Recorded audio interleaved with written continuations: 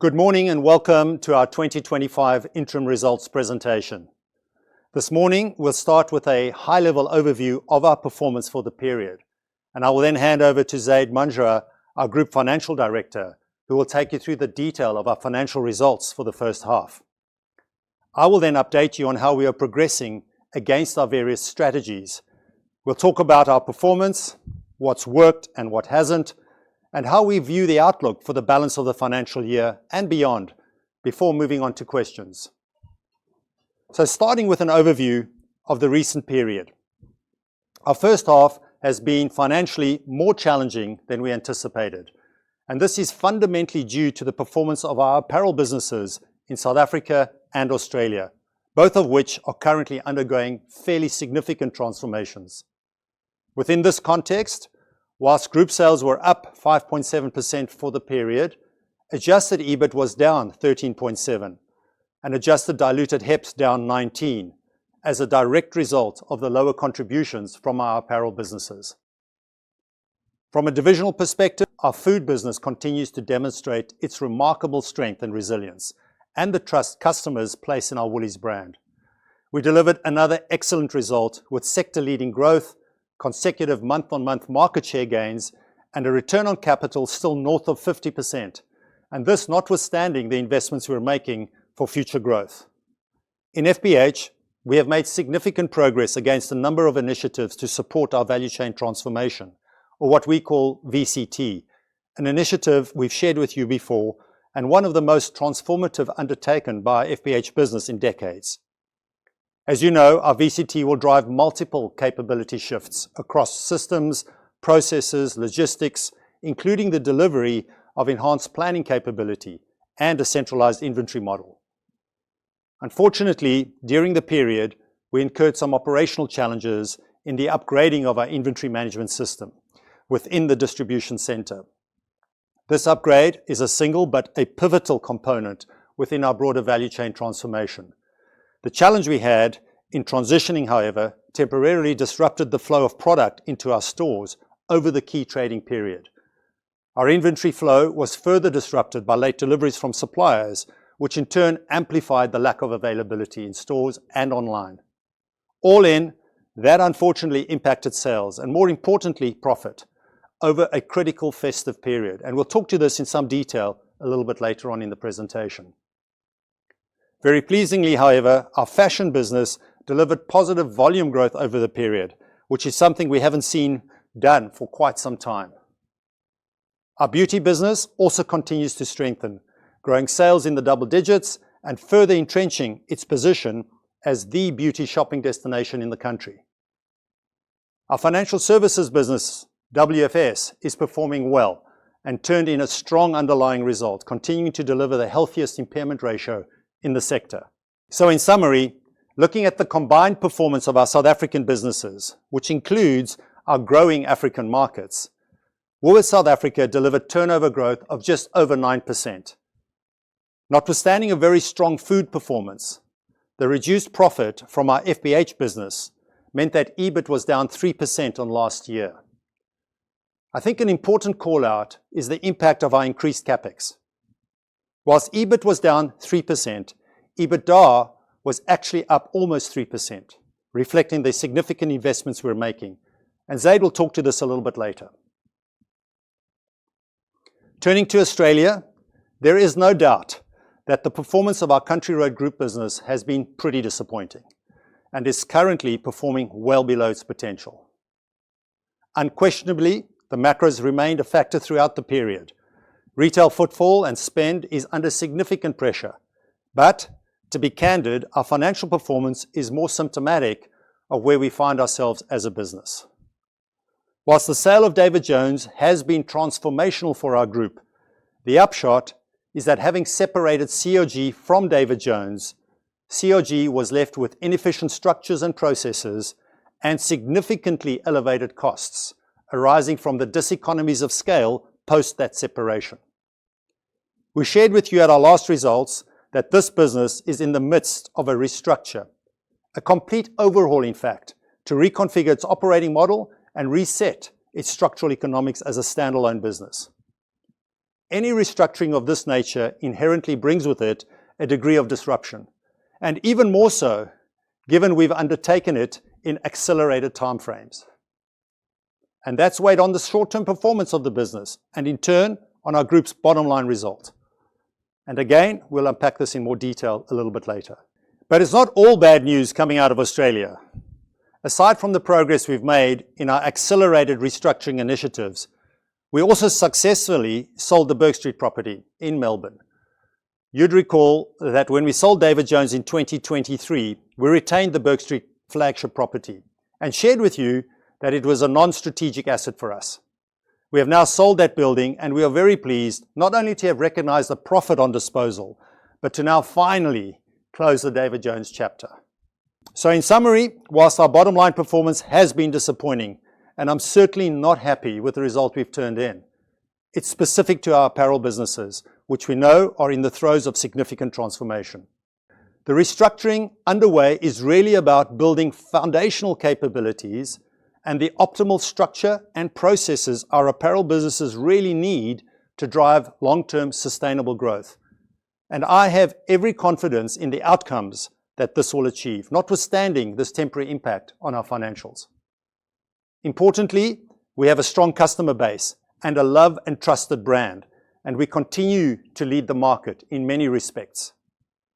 Over the past 6 months alone, we've been recognized externally for our innovation and excellence, whether it's around our innovative product offerings from exclusive cheeses to award-winning W Beauty products, our marketing campaigns, or our continual progress from a sustainability perspective. We're constantly setting new industry standards. And this is underpinned by our leading quality, innovation, and sustainability credentials that our customers have come to expect from us, and that you'll only find at Woolies.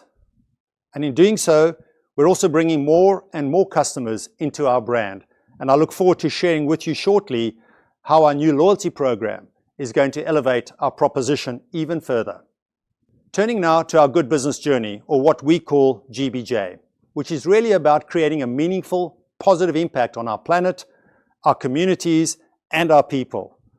This isn't just something else we do, but the way we do business. Our GBJ has 3 pillars, with underlying focus areas, each of which have ambitious targets and clearly defined strategies.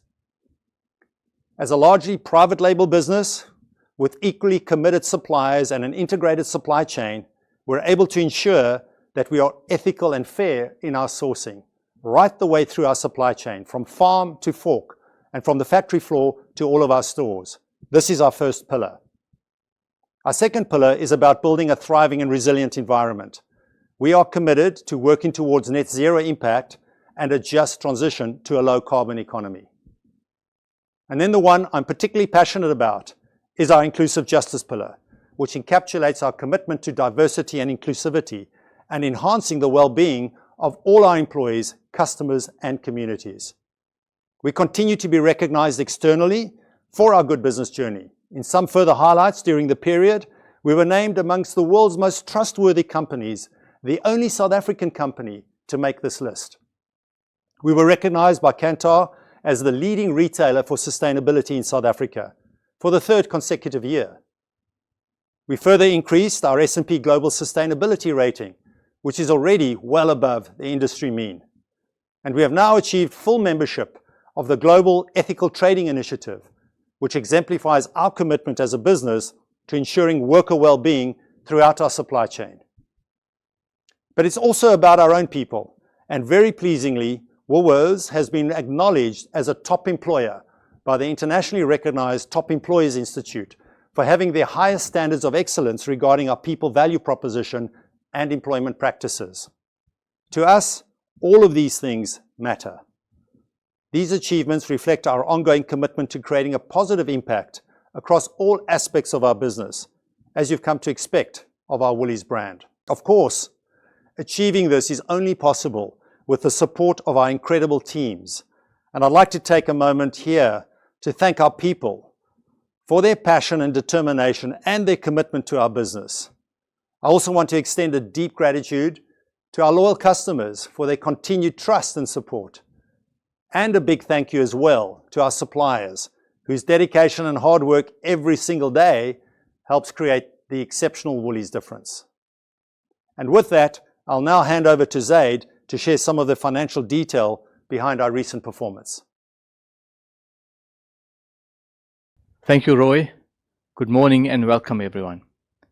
Roy has covered some of the key aspects of our results, and I will share the financial information in a bit more detail.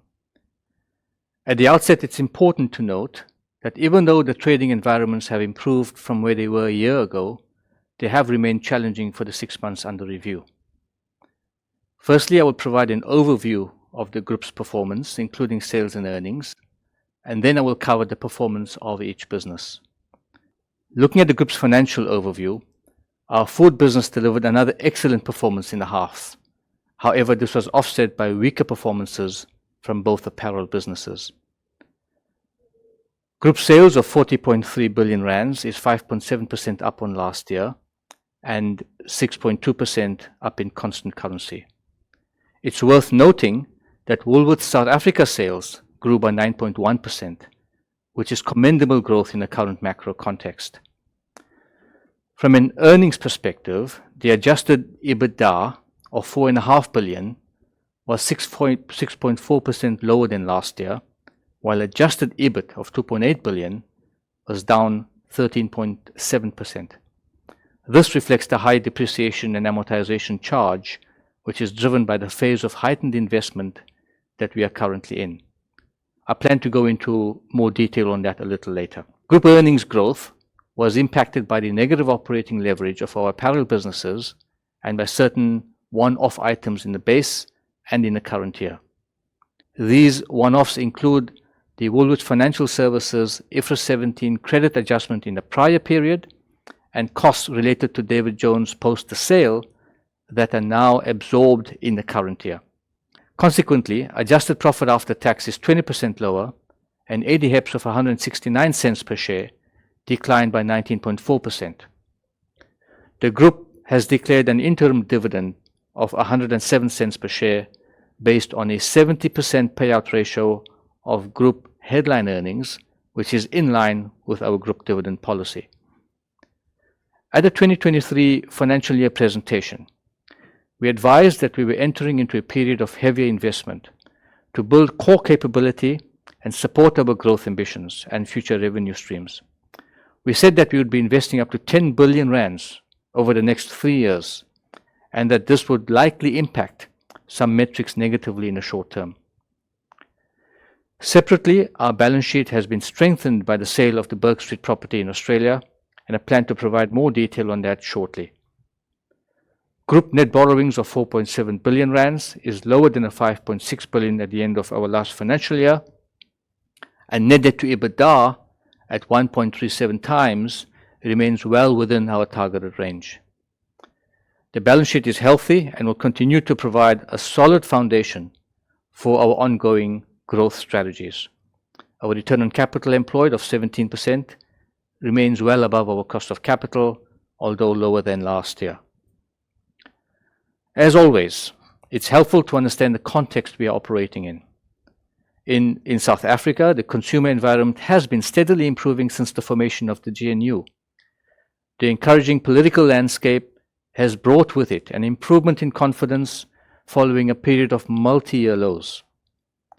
Even though inflation has eased, real disposable income of South Africans has remained constrained during the period. With regards to load shedding, although we have experienced some interruption recently, there was no scheduled load shedding during the 6-month reporting period.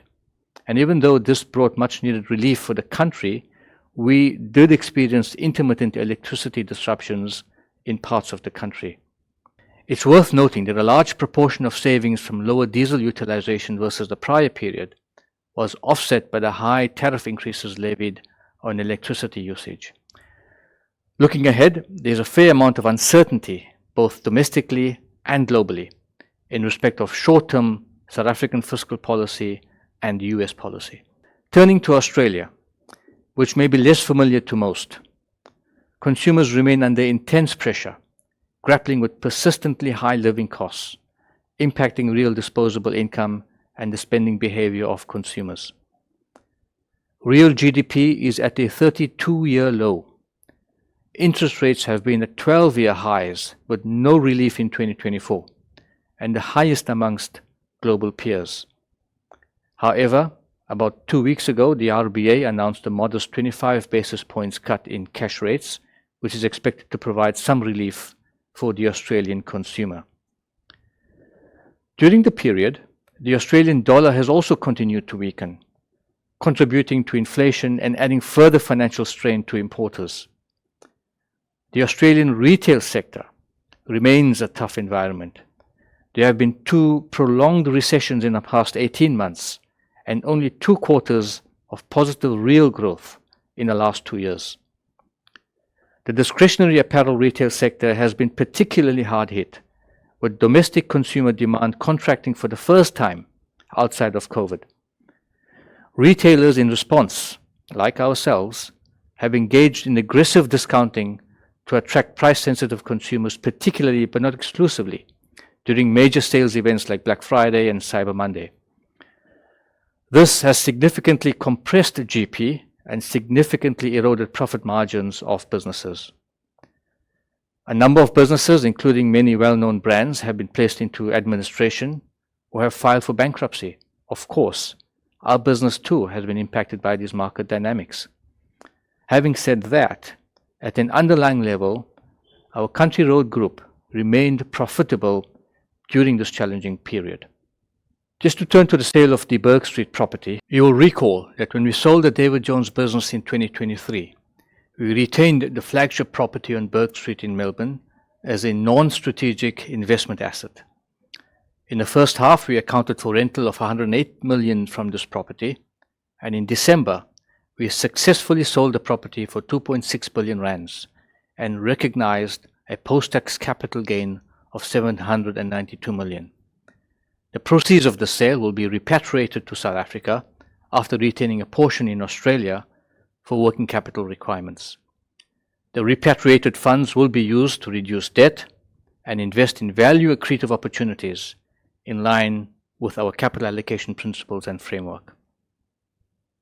Turning to our sales performance, group sales increased by 6.2% in constant currency, and Woolworths South Africa sales grew by 9.1%. Our food business had an exceptional half, underpinned by market-leading growth of 11.4%, driven by positive underlying volume growth as we increased availability, we reinforced product innovation, and we enhanced our value proposition. This was achieved as price inflation moderated to 6%. The growth includes the contribution from Absolute Pets, which continues to perform ahead of our expectations. Food online sales grew by 37%, contributing 6.4% to food sales, and our Woolish Dash delivering close to 50% growth. In fashion, beauty and home, sales grew by 2.5%, which is up from a 2.9% decline in the second half of last year. As Roy mentioned earlier, the festive season trade was impacted by temporary delays in product flow relating to the DC transformation initiative. Revenues were further hindered by a number of late supplier deliveries during our critical trading period. Notwithstanding these challenges, we delivered positive volume growth in fashion. Our beauty business delivered another outstanding performance and grew by over 17%, reinforcing our ambition to be South Africa's shopping destination for beauty products. Our online offering now contributes 6.6% to FBH sales, with 25% growth in the half. And our businesses in other markets in Africa also contributed positively to the growth, despite the significant disruptions we experienced in Mozambique during the second quarter. The Country Road Group sales decreased by 6.2%, although this represented an improvement on the second half of last year.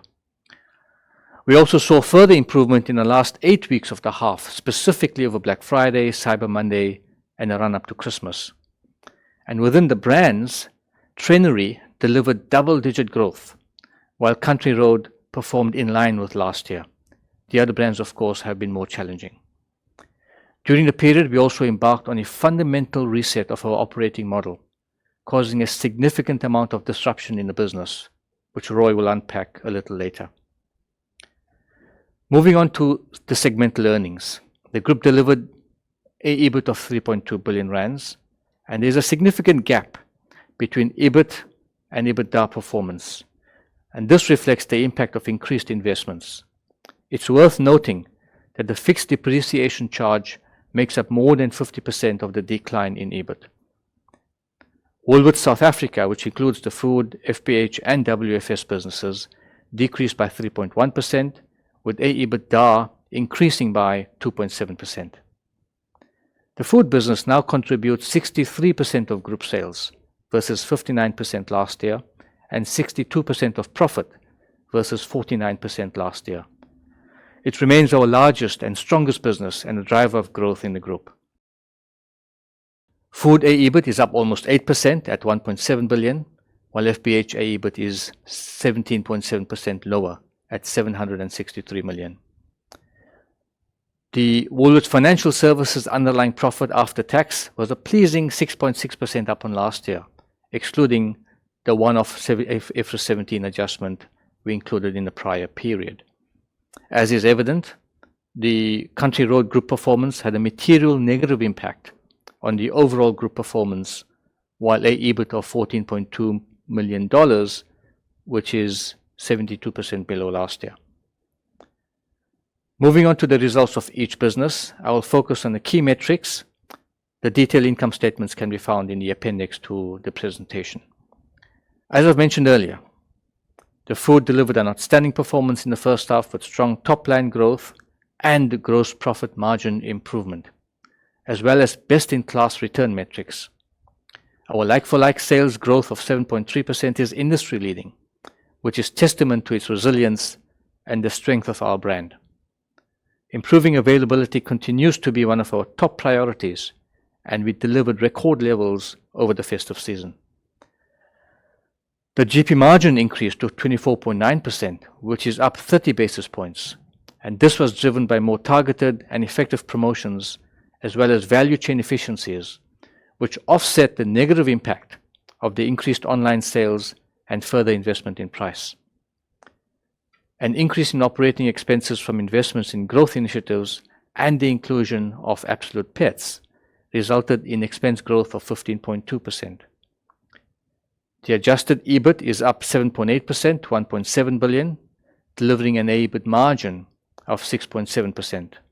And importantly, the EBITDA is up a strong 12%. Our return on capital employed remains world-class at 51.3% and is 55.6% if we exclude Absolute Pets. Our fashion, beauty and home business had a tough second quarter.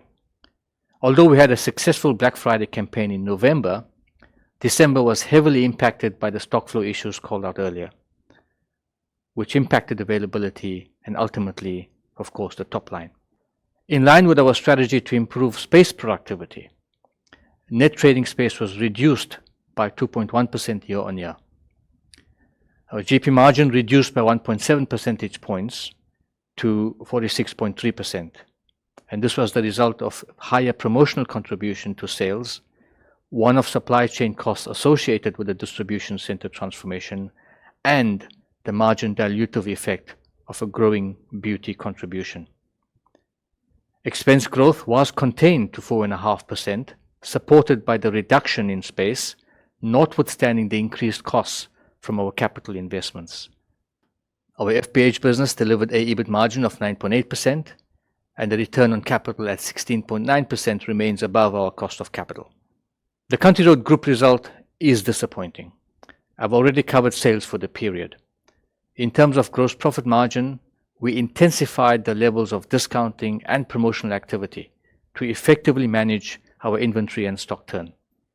This, together with the impact of a weaker Australian dollar, resulted in a significant 320 basis points decrease in the GP margin to 58.9%. Expenses were well controlled and declined by 1.3%, notwithstanding the absorption of the incremental dis-synergy costs arising from the separation from David Jones, as well as the unallocated group costs separately disclosed in the prior year. Of course, the weaker top line and GP margin dilution resulted in negative operational leverage. Whilst adjusted EBIT of 14.2 million decreased by over 70%, EBITDA of 74.5 million declined by a far lesser 34%.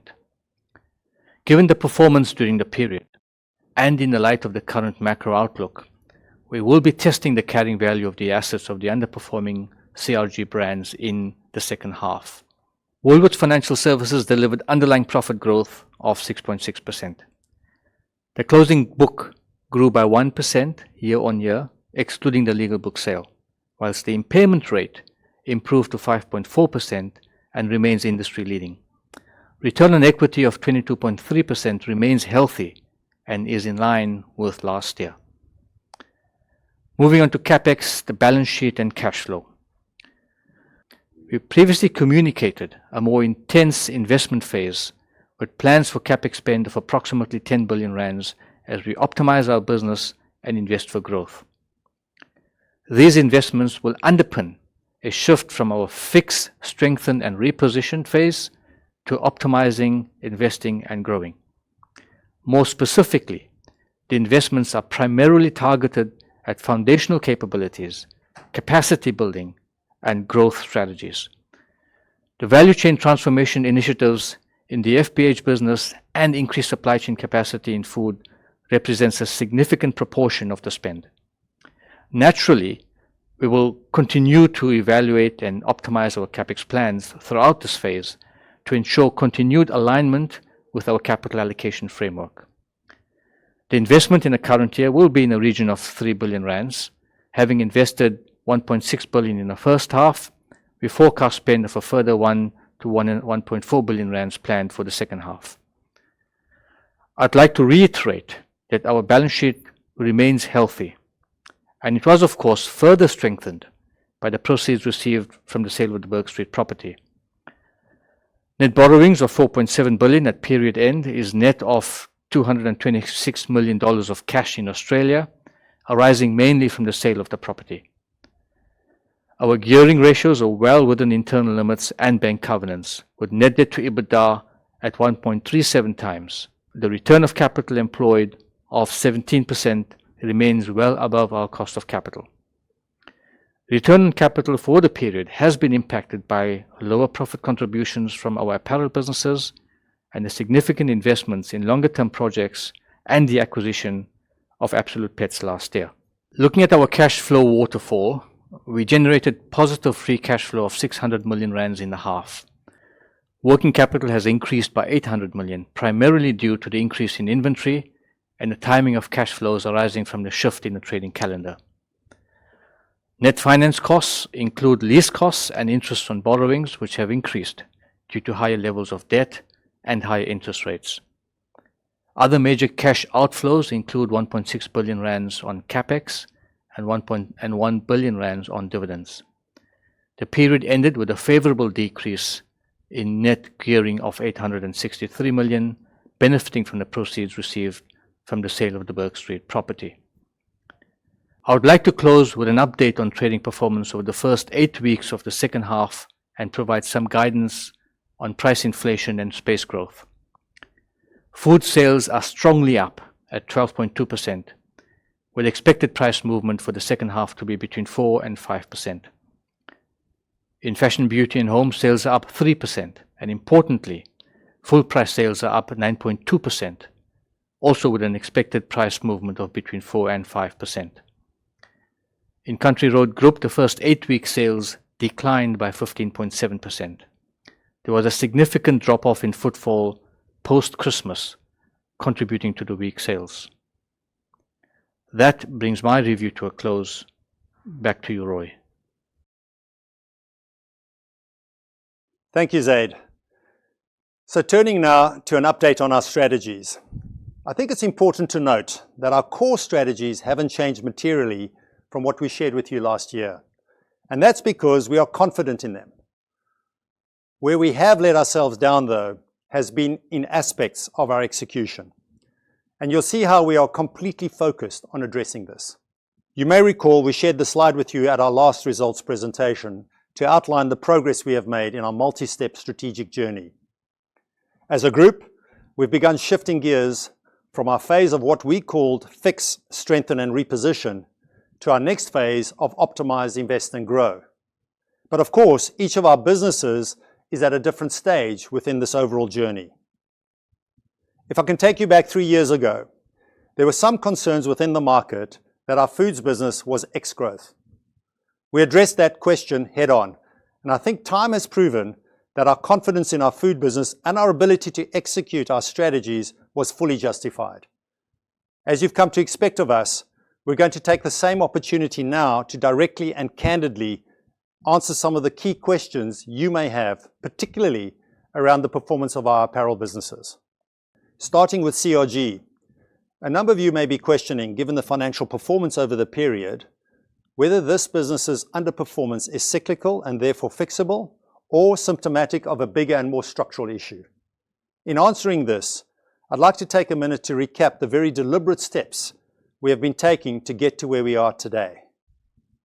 We shared this slide with you previously to outline very clearly the steps we had taken with regards to our Australian businesses, and importantly, the sequencing of those steps. As a reminder, our first priority was to successfully separate the financial covenants which bound CRG to David Jones.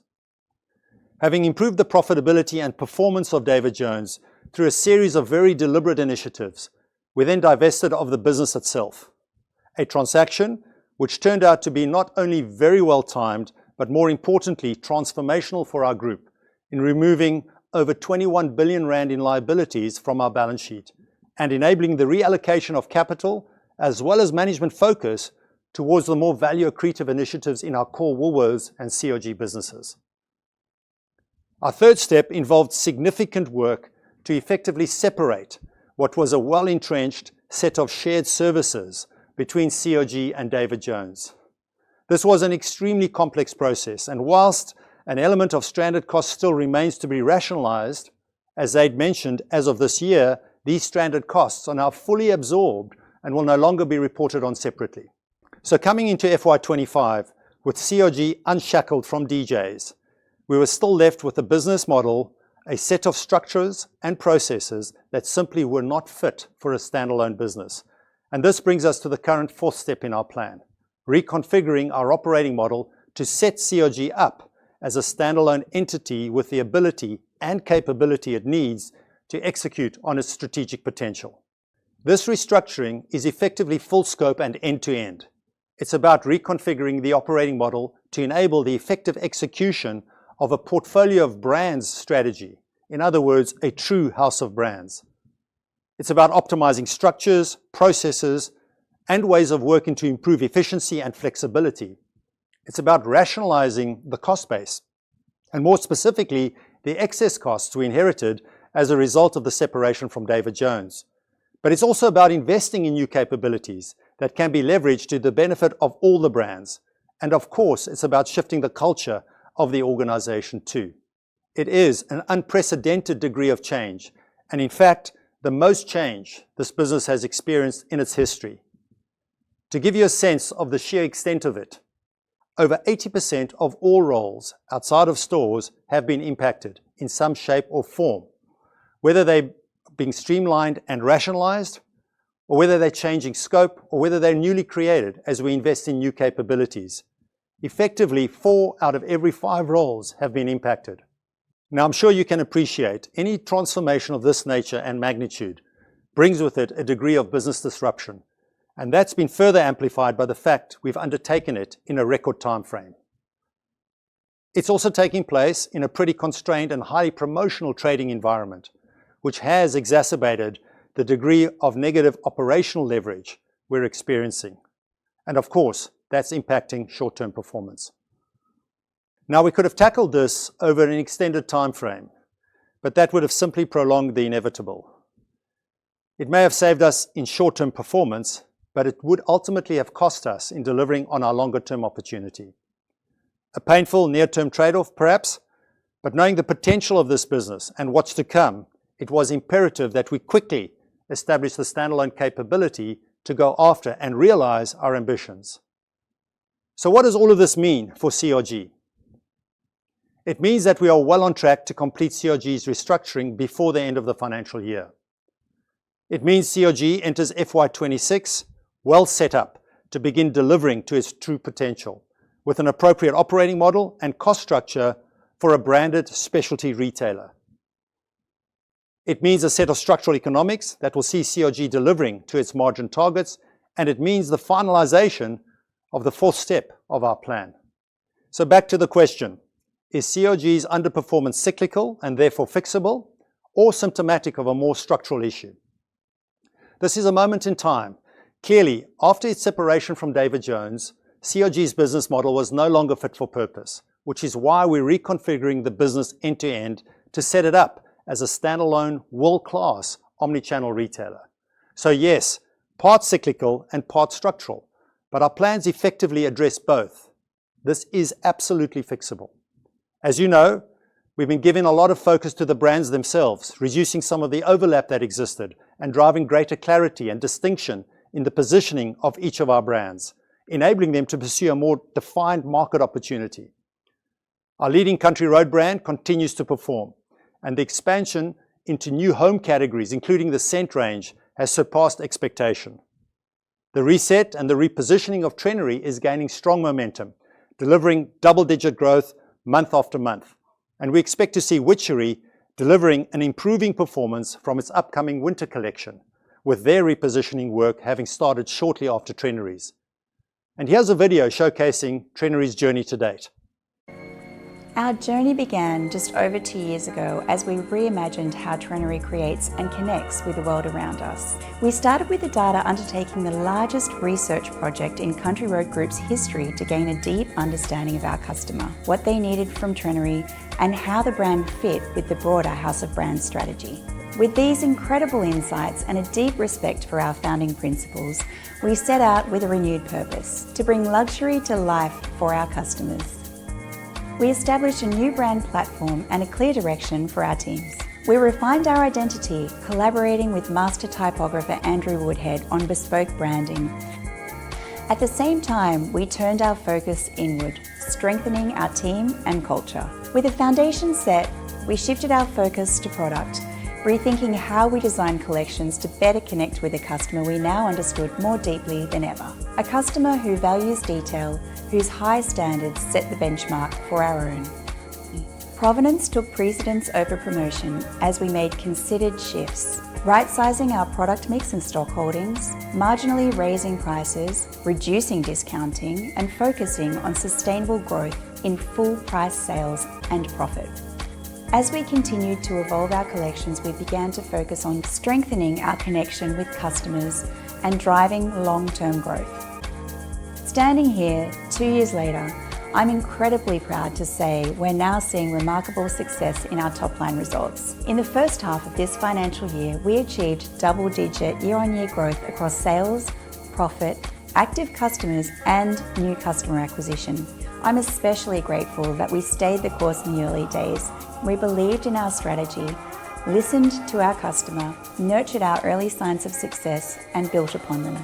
I'm immensely proud of Trenery's evolution and the exceptional team across Country Road Group's House of Brands that has brought our vision to life. There's so much more ahead, and I can't wait to see what we'll achieve together.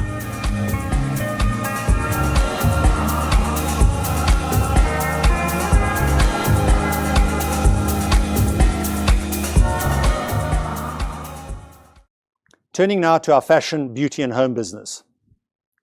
At our full year results last September, I shared with you the progress we'd already made in our FBH turnaround and outlined what's still to come. I think we all recognize that FBH has a long-standing track record of inconsistent delivery, which in fact dates back decades.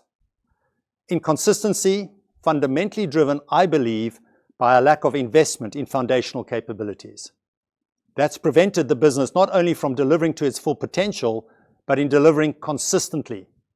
In reality, it's very difficult to sustain any kind of positive progress when your legacy systems and processes remain a fundamental constraint.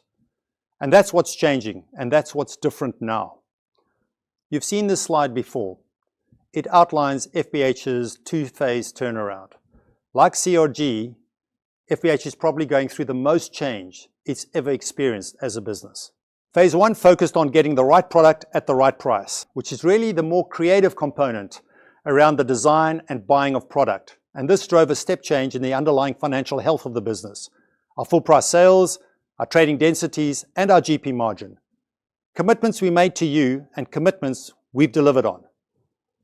Our latest customer data tells us that our biggest strength is our ability to deliver quality and comfort.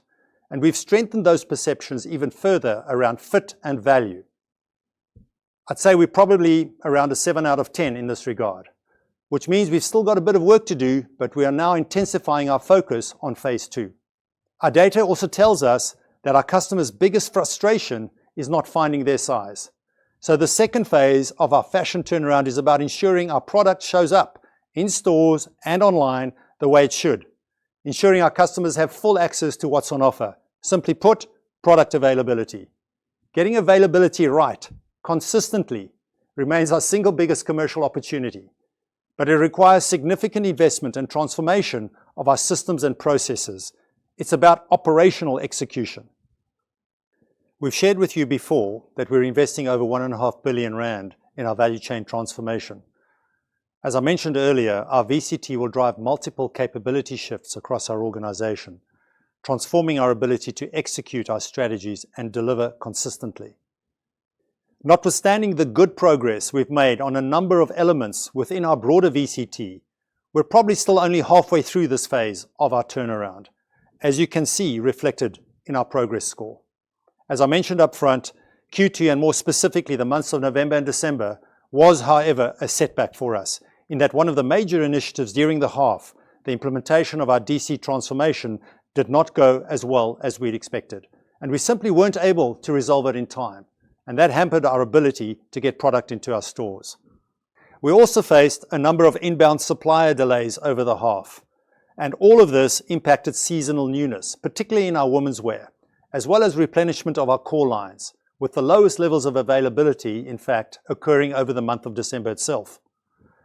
So whilst we were feeling relatively confident about the outlook for the festive season, particularly having delivered double-digit comp sales growth over the Black Friday period, the operational issues we experienced in switching to our new process meant we weren't able to trade the business as we'd expected to in the month of December, during the most critical trading period of the year. Now, whilst the setback was very frustrating and very disappointing, it is temporary and it has already been resolved. And so to come back to the question on FBH and why we should believe this time is different. We know that building anything without foundations doesn't last. It can't sustain. The investments we are making are significant, and they're in core apparel retailing capabilities. So we're getting the fundamentals in place, which will give the business the foundation it needs, the wherewithal to grow profitably and consistently and to sustain performance, as we do in our foods business. And that's what's different. So turning now to foods and onto our third question and our ability to sustain our sector-leading performance. Over the past few years, we have focused on 3 key priorities for our food business: driving our on-shelf availability, amplifying our differentiated value proposition, and increasing our marketplace presence. And we've continued to deliver on all of these priorities over the half. We achieved record levels of availability, particularly over the festive season, with volumes up over 4% in the week leading up to Christmas. Our innovative Best Ever Christmas range doubled sales year on year. We've added almost 700 new product lines over the period, and we've grown market share consistently every single month. How? Through bigger basket values, higher footfall, and greater share of wallet. But perhaps most impressive is that we've seen our customer base grow by a full 8% year on year. These are just some of the highlights, but what they really demonstrate is our exceptionally strong foundation, with fundamentals that not only are truly differentiating for us, but are exceedingly difficult to authentically replicate. It's the unmatched, or what I call deep smart capability that we have in food science and technology. It's the comprehensive, integrated, and obsessive approach to quality right throughout our value chain. The strictest governance and compliance requirements around food safety. The absolute best-in-class cold chain. It's the profound commitment to sustainability. It's the unrivaled innovation and new product development capabilities. And it's the winning culture of our passionate and dedicated teams, all of which defines the core DNA of this foods business. It's what underpins our holy grail, providing our customers with the best overall proposition in the market, quality, innovation, service, experience, whilst at the same time delivering the highest return on capital in the sector to our shareholders. And perhaps what makes this business most special is that more than 90% of what we sell is our own brand. And with more than 90% of that also locally sourced, our credentials are homegrown, grown in partnership with our exclusive and world-class suppliers over decades, unique to us. That's what underpins the Woolies difference. That's what underpins our holy grail, and that's what enables us year after year to sustain our sector-leading performance.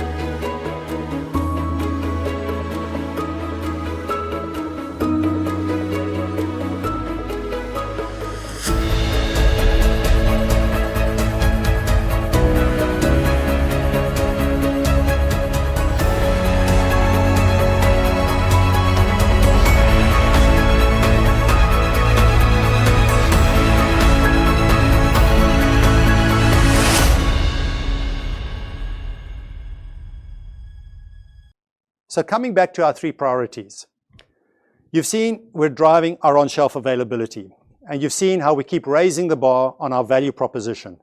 And now for our marketplace presence. We've continued to expand our physical footprint in a responsible way, not indiscriminately. We're opening up more of what we call our next generation stores. And we've continued to expand our Woolies Dash business, which grew by almost 50% over the period, with 7% of all Dash customers completely new to the Woolies brand.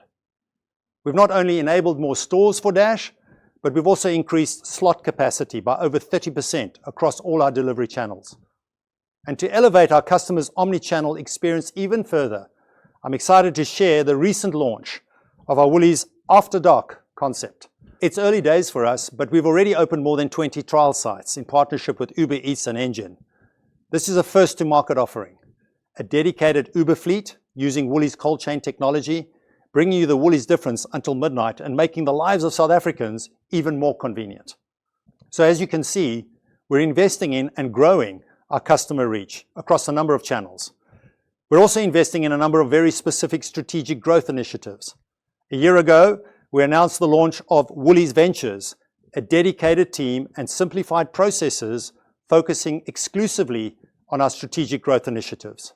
This division includes food services, our cafes, coffee pods and hatches, and our Now format. It also includes our W Seller business, Pet, which includes our acquisition of Absolute Pets, and W Edit, our specialty apparel offering, all of which have significant growth potential. For the period, we opened more than 20 new doors across multiple formats. We grew sales in the double digits and grew profits well ahead of that, notwithstanding the significant investments we're making. I'm very excited about the role Woolies Ventures is playing, not only in accelerating new revenue streams and harnessing the potential of our talented people, but especially in continuing to attract new customers to our trusted Woolies brand, which is exactly what we're seeing. Last year, we shared our brand reset campaign with you, which highlights the Woolies difference. As I said then, we don't just care about the details, we obsess over them. Whether it's a product, a service, a simple warm-hearted greeting, we know that by focusing on the things that matter most to customers, we'll make a meaningful difference. We'll add quality to life. It's the details that take something from being merely good to truly great, and that is our difference. And so now, having listened to our customers, I'm very pleased to share the imminent launch of our new loyalty program called My Difference, which combines W Rewards and My School into a consolidated program with more benefits, more engagement, and more value. Our customers have told us that what they want is an easier way to engage with our programs, where they can see what they're getting, but also what they're giving back. And so we're now enabling one customer profile with self-management of personal data, easy benefit engagement, communities of interest, as well as full visibility to the causes you're supporting. The new My Difference program means our customers will get more, with an opportunity to give more. In fact, no other program in South Africa, or perhaps globally for that matter, will provide a comprehensive get and give ecosystem, combined with loyalty, all modes of online shopping, and financial services in a single app. And it's another example of how we are further embedding customer insights into everything we do. Let's take a look.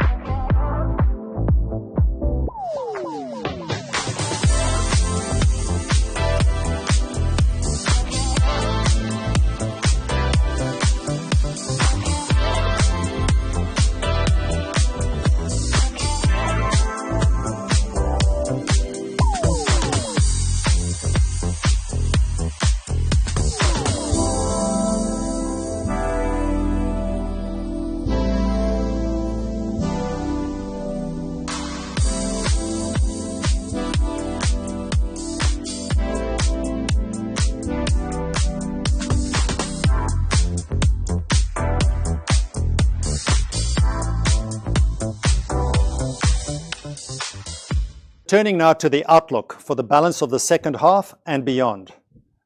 I think it's not only helpful, but important to remind ourselves of the journey this business has undertaken in recent years. For an extended period, a significant share of the group's capital and management time was focused on Australia, specifically David Jones. An inevitable consequence of this was less focus and investment in our core businesses. The sale of David Jones was transformational for the group in returning that capital and management focus to South Africa.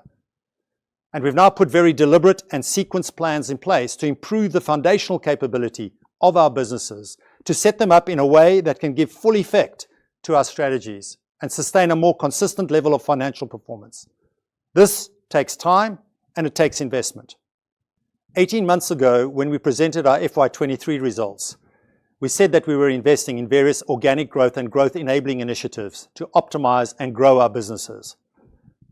At the time, we said that this required a period of heavier initial CapEx and OpEx investment, with benefits to flow from FY25 and 26. These benefits are already flowing in the case of our foods business, and you've seen the impact it's having on our top-line performance, further fortifying our holy grail. But in the case of our apparel businesses, the flow of benefits skews more to FY26. This current year is a peak year of disruption for our apparel businesses, and therefore for our group as a whole. So in summary, I'm going to say again that this has been a disappointing set of results for us. But there are specific reasons behind that. We are through the trough. Whilst the consumer remains under pressure and the macro outlook is somewhat uncertain, we are clear in our direction. We are clear in our strategies, and we are clear on the outcomes these will deliver. We have a world-class food business that will remain the engine room of our value creation, and we have two apparel businesses, both of which, to be frank, are at cyclical lows. But that presents significant opportunity for us to unlock value as a group. Our teams are focused on delivering a better second half to offset some of the setbacks of the first half, but equally importantly, on delivering against the many initiatives already underway, which will set us up for the years to come. As I said 6 months ago, I firmly believe that we are on the right course. We are building a bigger, better, and stronger business. And with that, let's open up for questions.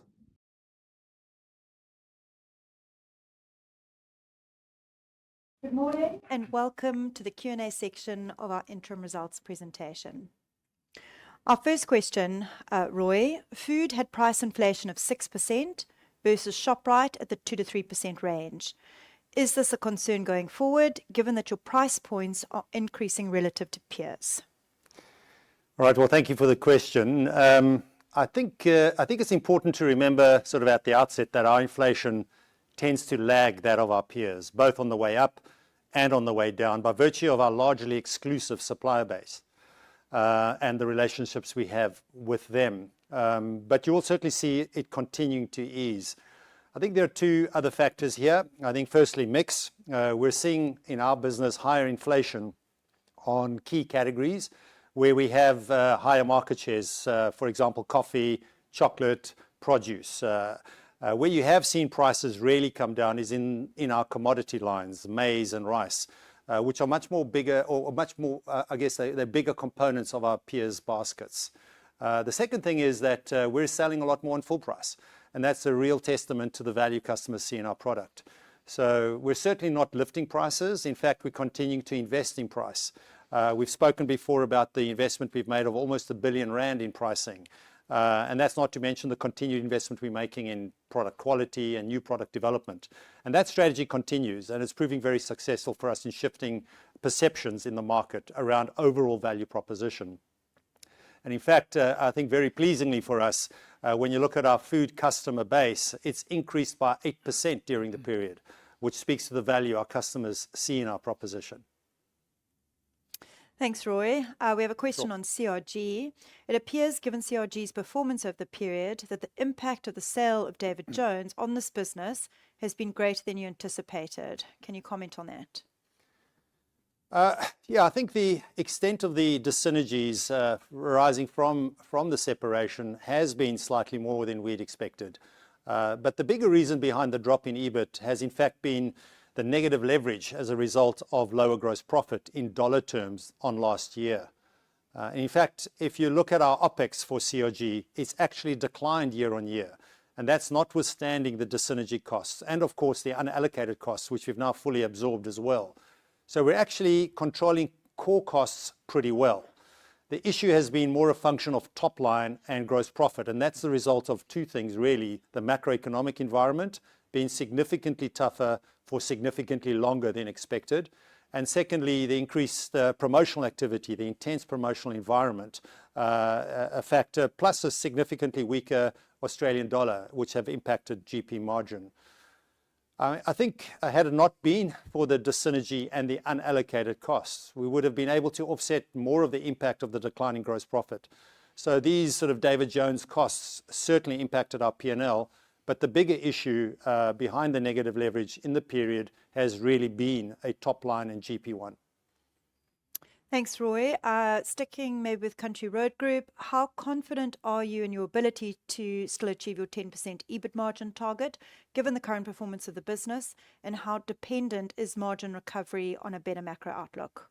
Yeah, a great question, I think. You know, let me say we're absolutely confident in our ability to achieve our target. And that's because the levers that we need to pull to do that are largely within our control. The most important metrics here are effectively our GP margin and our cost to sale. And as I've mentioned, our GP margin over the last while has been pretty negatively impacted by increased promotional activity and the significant depreciation of the Australian dollar, both of which have impacted GP margin by several percentage points.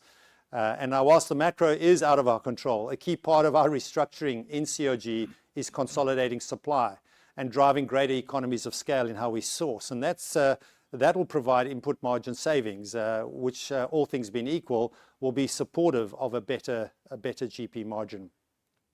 And then, of course, we're taking a lot of cost out of the business as part of the operating model work we're doing, which will mean a structurally lower cost to sale. And that will add a couple of percentage points to EBIT margins as well. So net, we're pretty clear on the levers and the pathways to achieving our margin target. Can we get back to our previous target of 12%? That would need a better macro environment, but we can certainly get to 10% without a better macro, absolutely. Thanks, Roy. Another question on margin targets, but slightly broader. We note that medium-term margin targets were not included in the update. Are these being revised or do they still hold? No, they absolutely still hold. I mean, typically at this point in time, we don't provide an update on margin targets at the interims, but we'll certainly at the end of the year, as is our custom and practice, give you an update to that. But for now, you take it as they absolutely hold. Thanks, Roy. Another question on foods. What has driven the uplift in GP margin and how sustainable is this? Zaid, do you want to take that question? Yeah, sure. Thanks, Roy. Look, there's always a number of different factors that tends to impact the GP margin in any business. For this particular half in the food business, we had a particularly good half. We've increased our GP margin by 30 basis points. And the factors that positively impacted the GP margin, firstly, I mean, Roy, you mentioned earlier that we've sold a lot more product, more volume at full price. Yeah. So certainly that's been one factor. And of course, we've been a lot more effective and efficient in the way we do our promotional activity. And that certainly, talks to our trusted value offering that we have in the food business. The second factor relates to a number of things we've done to get more further efficiencies in our value chain. Again, it's a combination of volume and various process changes we've actually done in terms of our supply chain. The third factor relates to us really getting a better understanding of the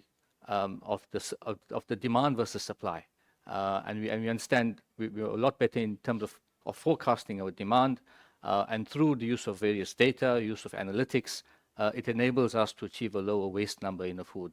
In fact, interestingly, we get an improvement in availability on one hand and reduced waste on the other. So those are the factors that have positively impacted GP margin. But there are a number of factors that has diluted it to an extent, and that's been the growth in our online business on the one hand, and the fact we've continued to invest in price. And while these gains, and the question is about are these sustainable, they very much, because what we've done is underpinned by various process changes we have in the business. They're absolutely sustainable in and of themselves. But I think it's important to bear in mind, as we've mentioned earlier, that we're investing significantly in the Midrand DC, and the impact of this will come as it comes on stream next year. There will be an impact on the GP margin, in forthcoming periods. Right. Thanks, Zaid. Sticking with foods, will you please unpack the high OPEX growth in food? GP was plus 12.8%, but EBIT only plus 7.8%, implying OPEX growth of plus 15%. Yeah, I mean, I'll take that one quickly, Zaid. I mean, I think, yes, the OPEX growth has been around 15% in the half. I mean, it's fundamentally a function of the investment we're making in our strategic growth initiatives. We've also obviously included Absolute Pets in that number. So 15% is really what you get to in the first half. I think if you take a look at the balance of the year and what that might look like, we'll probably sort of be much closer to 10% in the second half from an OPEX growth perspective. Thanks, Roy. Turning to FBH, you've spoken about the impact of poor availability on your FBH business, but this doesn't seem to reconcile with your balance sheet, which shows a significant increase in inventory levels at the end of the period. Right. Can you elaborate? Sure. Zaid, do you want to pick that up? Sure. Yeah, and thanks for the question. I think when you talk about availability, and I think we've mentioned this in our presentation, we talk about availability in terms of the volume of product in the right sizes, in the right place at the right time. Don't want to necessarily go into the definition of availability, but the two latter parts of that really talks to about the right place at the right time. And I think we've mentioned that our availability was impacted by two things. The one is a setback in our DC, but also in the late arrival of product from our suppliers. And both these factors impacted the timing of when product flowed through our DCs and into our stores, and of course in the online channel. Unfortunately, it didn't all get into the stores ahead of the festive season, which is why we lost out on sales, as we explained. And we've addressed this as the weeks ensued, which also partly explains the high level of inventory on our balance sheet at the end of December. Thanks, Zaid. Maybe a follow-on question. How should we think about the risk to markdown in H2, given the higher levels of stock on your balance sheet? Go ahead, sir. Yeah, at the moment, given the lack of newness in stores in the month of December, as we've said, we're seeing very encouraging full price sales at the start of the second half. As we've mentioned it, again, it's about just above 9% on last year. And that's as a result of the newness, and particularly in women's wear. And a lot of the product we've actually got that arrived late is part of our core range, part of our essential products, which are non-seasonal. And being non-seasonal, we sell them throughout the course of the year, and we wouldn't necessarily mark them down in any event. So we don't foresee any material markdown risk in the second half. Thanks, Zaid. How should we think about the outlook for gearing in this business in light of the current trading conditions and where you are in your CapEx cycle? Yeah, let me take that as well, Roy. Look, we're very clear internally in the business in terms of our capital allocation framework, where we look to optimally balance the health of our balance sheet on the one hand, and the reinvestment in various businesses, and of course returning excess cash to shareholders. And within this construct of the allocation framework, we make decisions as to what we do with our capital. We ended the half at 1.37 times net debt to EBITDA ratio, which is well within our 1.5 times ratio that we believe is right for our business. And it's worth remembering that this ratio, the 1.37%, includes lease liabilities, which our financiers from a covenant perspective obviously exclude. Yes, we have had the benefit of the proceeds from the Burke Street sale in December, but it's also worth noting that our working capital, and if you look at our cash flow, our working capital was inflated, slightly inflated by certain timing differences, which would reverse themselves in the second half.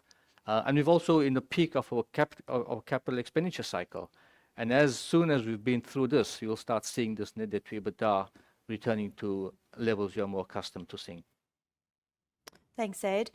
Roy, please can you expand on what value accretive opportunities are when referred to calling out the use of Burke Street proceeds? So I guess our various strategic initiatives that we're investing in. Clearly, one of our historical challenges has been, frankly, the lack of investment behind our core business and where we see significant growth opportunity. And as we pivot across from Australia into South Africa, and we do see the use of those funds really being deployed against the significant growth opportunities, both for fashion, beauty and home, and for the foods business in South Africa. We've got several growth initiatives within the core business, and then a range of other initiatives which we've actually parked or we've sort of located in what we call Woolies Ventures. And so these funds, these proceeds will be used to invest behind that. We've called out a fairly significant plan over the next couple of years of up to 10 billion rand of investment being deployed against significant growth underpins. And so that's what we mean when we talk about growth initiatives or value accretive initiatives. Thanks, Roy. Hi there. It seems like CRG will be impaired. What brands are you looking at impairing? Can you provide some indication of the value of the impairment? At what point do you decide to sell CRG? So there is a fair bit. There's a fair bit there. Sure. Okay. Do you want to take the first part on impairment, and I'll talk about CRG? All right. I think we call out in our SENS announcement that we are undertaking an assessment of the carrying value of the underperforming brands within the portfolio of brands we have in Country Road. It's important to note that within the portfolio that we have, we do have some of the brands, particularly Country Road brand, is actually performing particularly well. And there are a number of important and critical factors that we would need to consider when undertaking this assessment that we will embark on. The one is, of course, we know how challenging the Australian environment is, but it's changing, and the changes in the macro environment and the pace of any recovery would need to be taken into account in this exercise. The second thing we've also spoken about is about the strategies of each brand and how that would materially impact the future performance of the brands. And the third thing I think Roy's also spoken about is the work that we are doing in resetting the operating model of CRG and the ways of working. The consequence of which, of course, is that we will work off a reduced cost base. So all those factors together, I think, will underpin and inform the valuation exercise that we will be undertaking. It will be, of course, be subject to an audit, but the outcome of that will determine any adjustment to the carrying value of the assets in Country Road. And then I guess the second part of that around CRG and its long-term or its future within the context of our group. I mean, I think the question around selling an asset or selling CRG in this case naturally does come when a business underperforms. This type of a question comes up. It's important to remember that CRG has been a significant profit contributor to our group for many years, and a bad year doesn't detract from the long-term potential we see in this business. As I've said before, I mean, this is a moment in time. I mean, we have a clear plan. We've successfully executed on every step of it thus far to the benefit of the overall group. And yes, this fourth step has been disruptive given the sheer extent of transformation, and it has weighed on the short-term performance, but it's temporary. This fourth step is critical, as I've said, to setting this business up with the right structures, the right processes, the cost base to achieve its full potential. And we have every confidence in the outcomes that this sequence plan will deliver, not only for CRG, but for our group and our shareholders overall. Thanks, Roy. We have a question on FBH GP margins in the second half. When can we expect the one-off supply chain costs impact to FBH GP margins to be recovered? Will it be in the second half of FY25? So, do you want to pick it up? Yeah. So we did call out that the GP margin was impacted by two main factors in FBH. The one was to do with the supply chain cost, additional costs we incurred because of the issues we have in the DC transformation, and the second part, of course, related to the additional contribution of the promotional activity and promotional sales in our broader sales. We certainly believe that certainly the one-off cost that we incurred in the half we won't have in the second half, or substantially be less. And of course, I think working through our season for winter, certainly our plan is to revert back to a normalized margin in terms of our trade plan. Thanks, Zaid. Maybe just to add to that and to reiterate what we shared in our FY24 results presentation, was that our FBH GP margin at sort of well north of 48% is a full margin. In the context of the opportunities we see to invest in price and in key categories like baby and kids. And secondly, given the inherent headwind we have from our very strongly growing beauty business, which we know is at a lower margin than the core fashion component. On beauty, Roy, what is your market share in SA Beauty now, and can you comment on the competitive dynamics within the beauty space locally? Yeah, sure. I mean, our market share is north of 20%. We've doubled this business, as you know, over the last couple of years, and it's well on track to double again in the next few short years. What is really pleasing is that the big beauty brands are really attracted to our stores, and this is arguably the case more so than any other retailer in the country. And when we look at our overall sort of offering from prestige all the way through, what we are really pleased about and what we see as a big differentiator for us is our private label offering, W Beauty. I mean, this range is a significant contributor to our overall beauty business. It represents about a quarter of sales and at a significantly higher margin. Even to, I guess, support the potential of this further, we've opened an exclusive manufacturing facility here in Cape Town that will drive research and development and innovation in the beauty space. so that we continue to sort of set ourselves apart. We also launched our first standalone beauty store in September last year, which is a really exciting prospect, and that's going very well, and we're certainly taking some very significant learnings out of that as we contemplate where to from there. So there's a lot of runway for us to still grow this business and take more share of wallet, particularly with a strong cross-shop with our foods customer. Thanks, Roy. Appreciating we are spending a fair bit of time on Q&A, so maybe one final question. There are actually a couple here on Woolworths Ventures. What does the future look like for Woolies Ventures? What's your ultimate vision? Can you share a bit more about Woolworths Ventures? What's driving growth? How big do you think this business can become?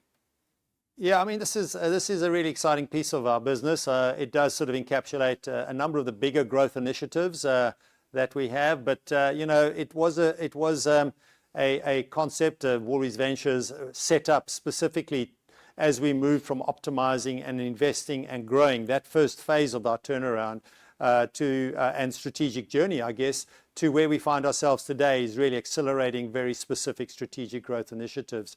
Ventures is now a few billion rand in total already, and it really has the potential to become even bigger and serve the group well from that perspective over the next few years. And the plans are very clear around each of these respective opportunities. We're growing sales in the double digits, and we're growing profit ahead of that, and that will continue. I guess if one takes a quick view at some of the specific ventures, WCellar, for example, alcohol accounts for about 1% to 2% of food sales for us.